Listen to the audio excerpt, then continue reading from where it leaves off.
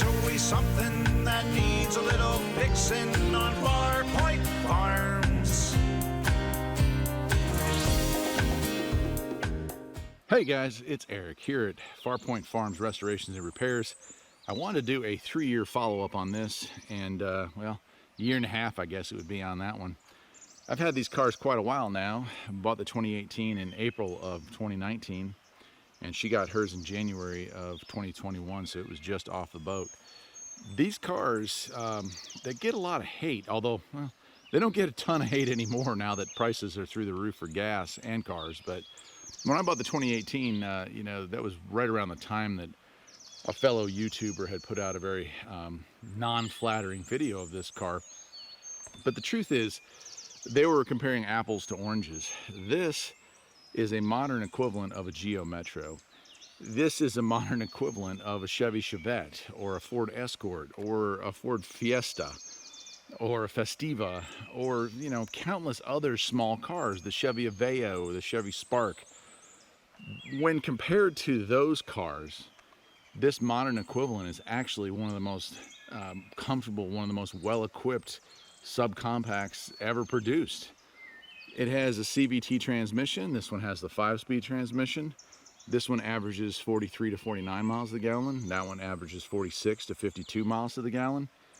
This one has cruise control, fog lights, power windows, power locks, Apple CarPlay and Android Auto touchscreen display, rear camera. This one has all of that, plus it has crash mitigation. It has the ability to auto stop. You know, it has the sensors up in the front there to auto stop. They're both hatchbacks. They both have lots of room to carry groceries, kids, or friends. They have plenty of room in the front. A lot of the comments I got in the last video I made about these two cars was that how safe are they on the highway? You know, do they have enough power for the highway? And I think it's comical, not to diminish people's questions, but I think it's comical to imagine that a manufacturer would produce a car that isn't capable of, you know, being safe on a highway. This car will do 85 miles an hour, as will this one. I just took a 2,000 mile round trip in less than 4 days with this thing, out, back, and then out again and back again. And, you know, averaged 48, 49 miles to the gallon on the highway with it, and had no problem keeping up with traffic. Never felt like I was in an underpowered car. Never felt like there was any safety issue. I mean, it just worked. It uses inexpensive tires. They're 14-inch tires.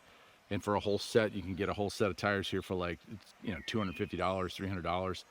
You know, where a bigger car, a 17-inch rim, you might pay that for a single tire if you're going with some, you know, higher line stuff.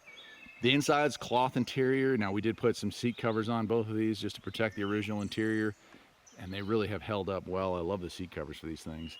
Little 3-cylinder, 1.2 liter engine, 78 horsepower, but made it to a CVT or a 5-speed. They know exactly where to put that power. And because the cars are relatively light, they handle extremely well, and they have plenty of pep. You know, 0 to 60 time is still in the 10 to 10.5 range, which is fine. You know, people, they look at numbers and I guess they think, oh, well, you know, 6 seconds, that's what it ought to be. In the 80s, 0 to 60 in 10 seconds was considered sporty. So I think we just get like kind of lost on what a car should be in the modern era. But take a look. I mean, they're both good looking cars. I got the second model refresh. She's got the latest model refresh. So the front ends are a little different, but mechanically these cars are nearly identical. That one there has that more aggressive, more modern looking front. And mine over here has a little more rounded look to it. Both of them have spoilers, both with fog lights, cruise control. Yeah, I mean, they're just really nice little cars.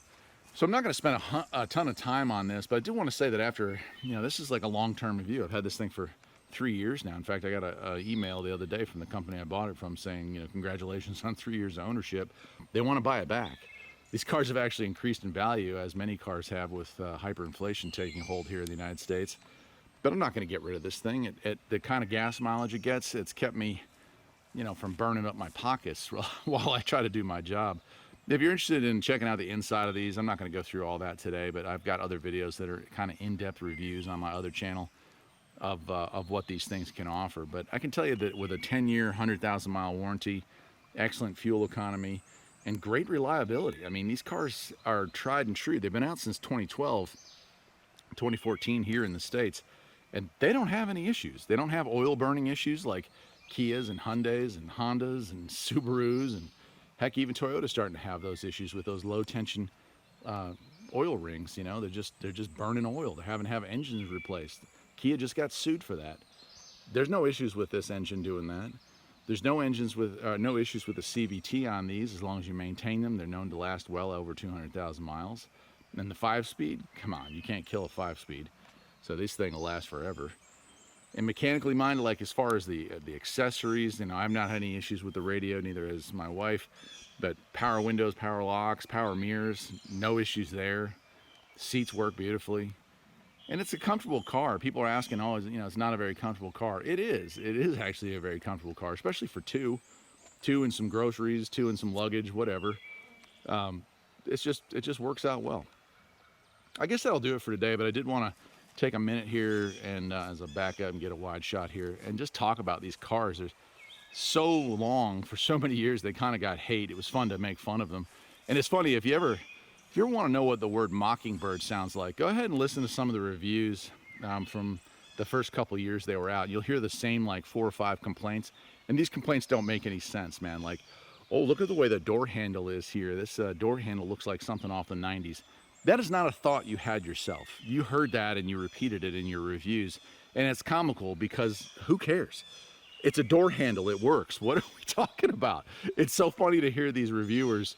They just, you know, literally duplicate what they heard on somebody else's review.